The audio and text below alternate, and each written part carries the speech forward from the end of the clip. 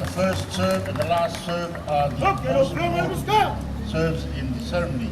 The first serve goes to the chief or the leader of the guests, and the last one usually goes to an important person in the host team.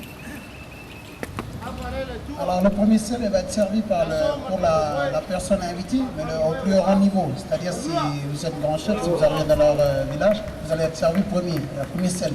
Et le dernier, il va être servi pour le plus grand chef de la maison qui accueille.